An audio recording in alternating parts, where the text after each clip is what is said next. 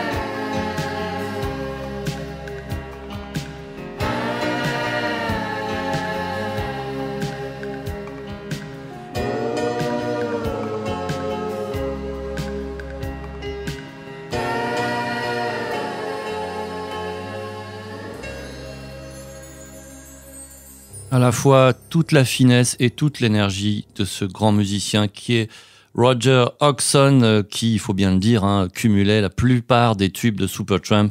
Et ça a vraiment été une déflagration quand il est parti, mais ça a permis au groupe de retrouver certaines de ses racines progressives.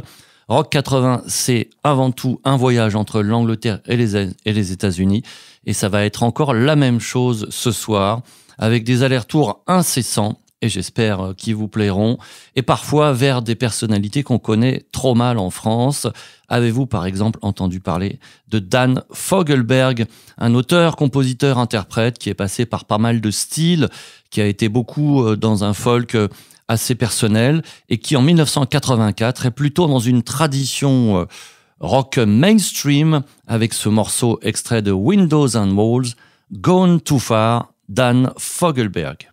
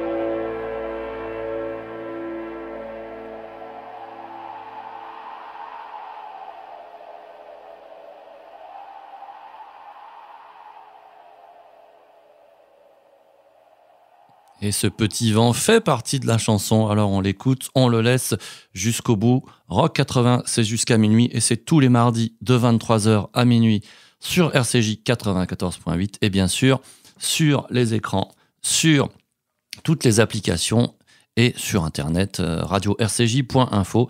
Vous avez aussi les émissions précédentes. On oublie parfois que R.E.M., groupe célébrissime qui... au début des années 1990, était même considéré comme un des plus grands groupes du monde.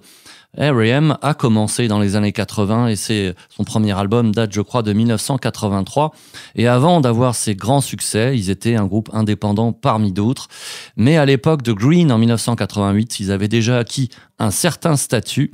Mais je ne crois pas que vous ayez souvent entendu le morceau qu'on va écouter maintenant avec son joli refrain. 1988, un extrait de Green, et ça s'appelle Orange Crush.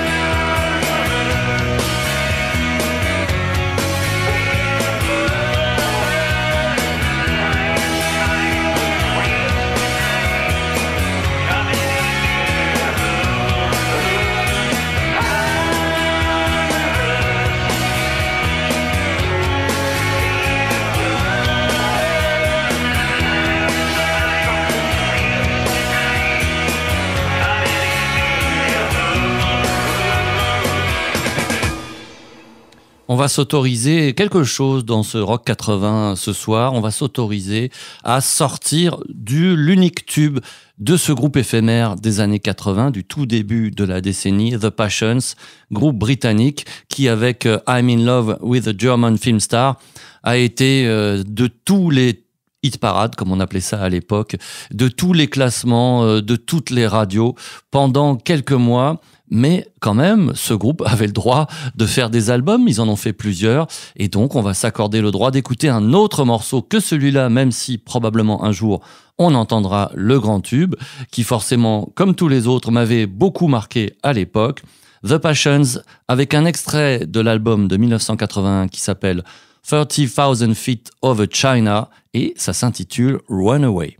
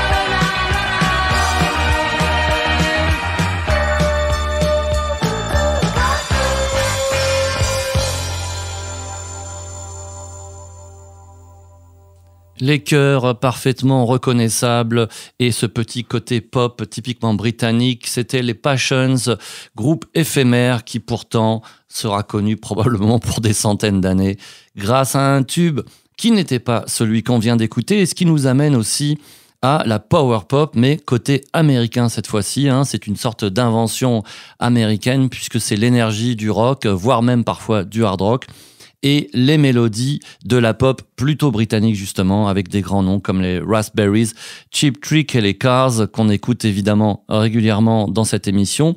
Mais cette fois, c'est un groupe d'inconnus que j'ai trouvé vraiment très bon, avec un album qui n'a jamais été réédité. Mais évidemment aujourd'hui, comme vous le savez, comme je le répète à longueur d'émission, on trouve tout sur Internet. Je n'ai donc pas eu trop de problèmes pour trouver Snap Snap, qui est le second album de The Cretones. C'était en 1981. Et le titre absolument formidable que vous allez découvrir maintenant s'appelle Hanging On to No One.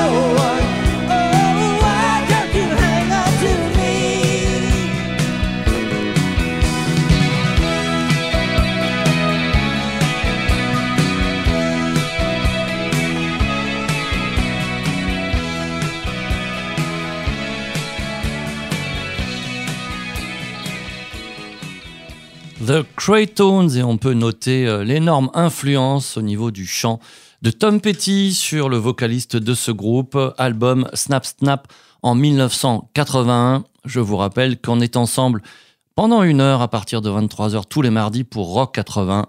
Petite balade dans les années 80 en rock, avec toujours plein de découvertes et en évitant de ne passer que des tubes.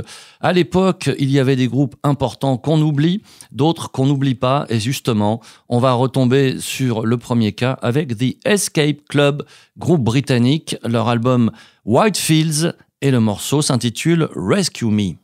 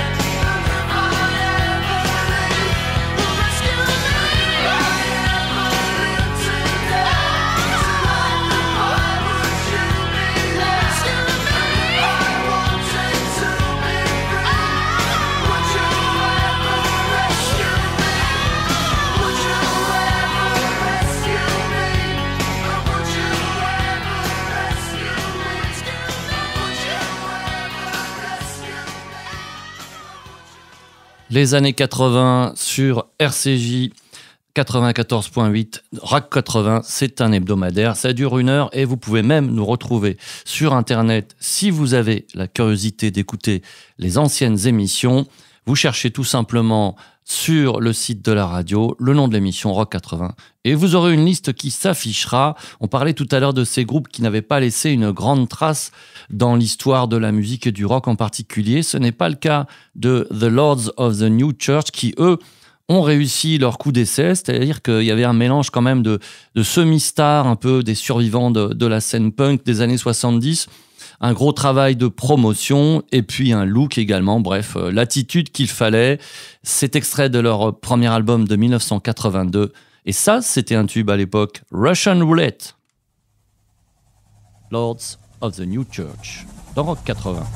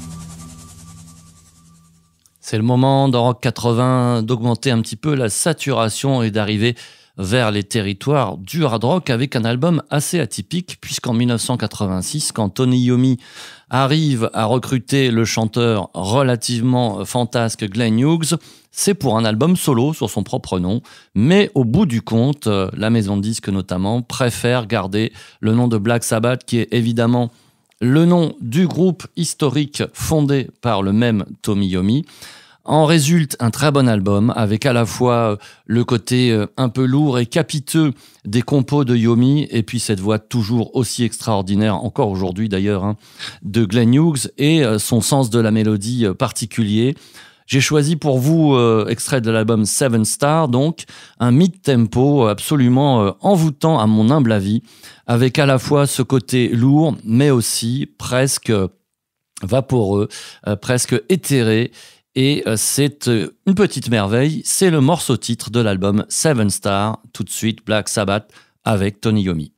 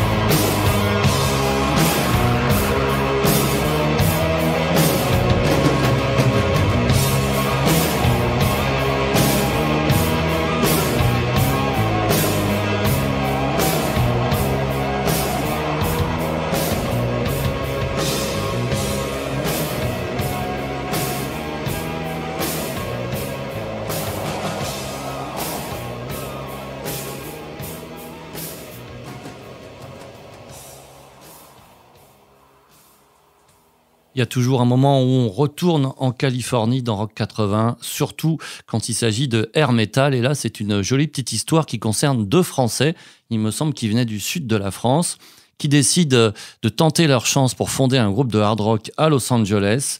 Ils arrivent à trouver 2 acolytes et c'est parti pour l'aventure XYZ, pratique pour être repéré dans les bacs de disques.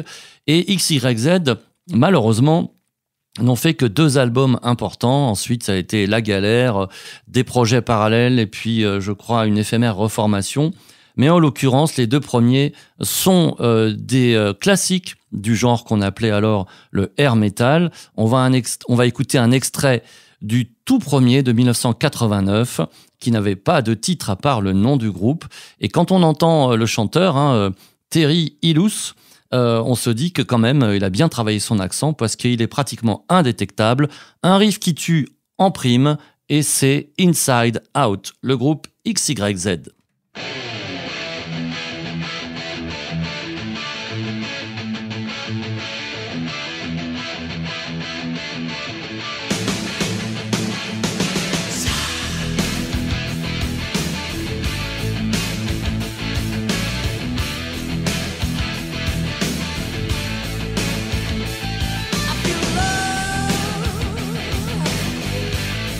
Between the two of us.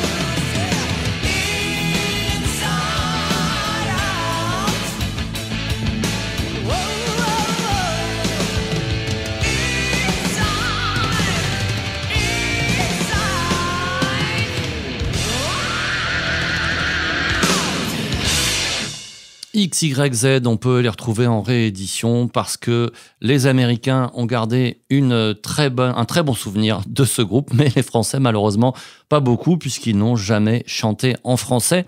Dans cette même année 89, qui était un petit peu le chant du cygne d'une forme de heavy metal extrêmement mélodieux, où les budgets vêtements et coiffures étaient monumentaux, certains groupes jetaient les derniers feux, en fait, tentaient leur chance avant l'arrivée du grunge 2 ou 3 ans après. Et on avait comme ça des associations qui ne duraient qu'un album. C'est le cas de Signal. Et ce groupe est d'autant plus intéressant que le chanteur, Mark Free, avait déjà tenté, alors qu'il avait déjà plus de 30 ans, sa chance dans un très bon groupe auparavant, qui s'appelait King Cobra, avec Carmine Pais à la batterie. Et puis, il tente sa chance dans Signal, et ensuite, il partira en solo, non sans avoir encore essayé un autre groupe. Et quelques années plus tard, il changera de sexe, et donc maintenant, on l'appelle Marcy Free. Mais à l'époque, c'était encore Mark, c'était 1989. Le groupe Signal, avec un titre intitulé This Love, This Time, c'est extrait de l'album Loud and Clear.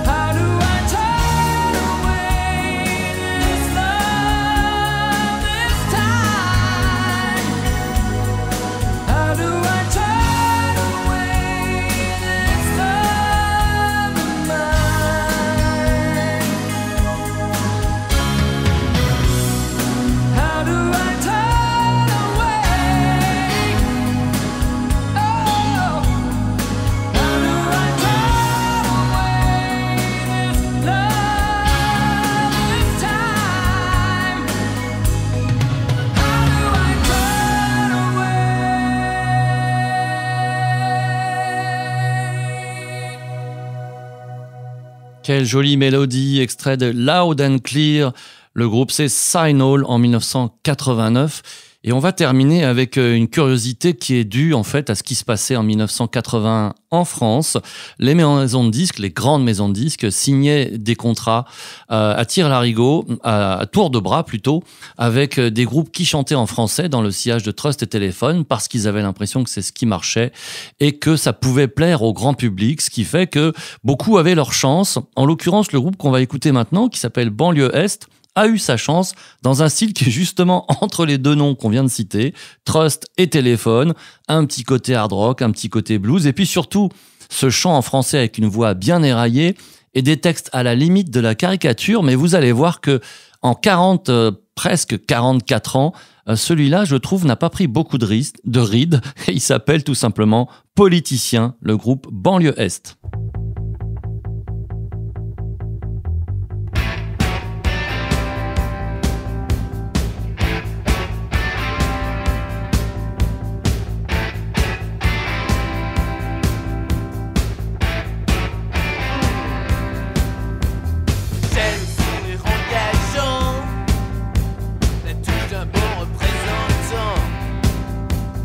Tous les journaux, très bien. La pub, moi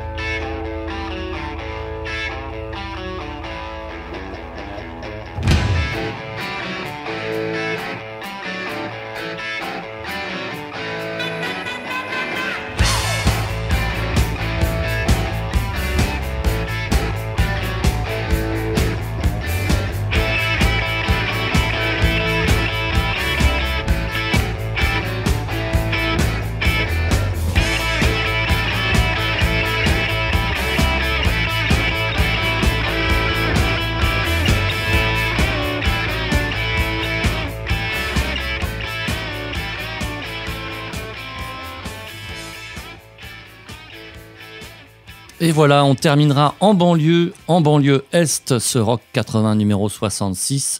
Je vous rappelle qu'on peut toujours retrouver les autres émissions, les précédentes, sur le site de la radio, radio-rcj.info.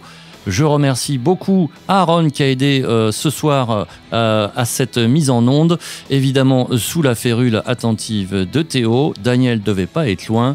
Merci à tous comme d'habitude. Très bonne soirée à vous. Très bonne fin de radio, si vous voulez rester sur 94.8 jusqu'à ce que vous en ayez encore envie. Et puis on se retrouve bien sûr la semaine prochaine, si tout va bien, à 23h. Au revoir.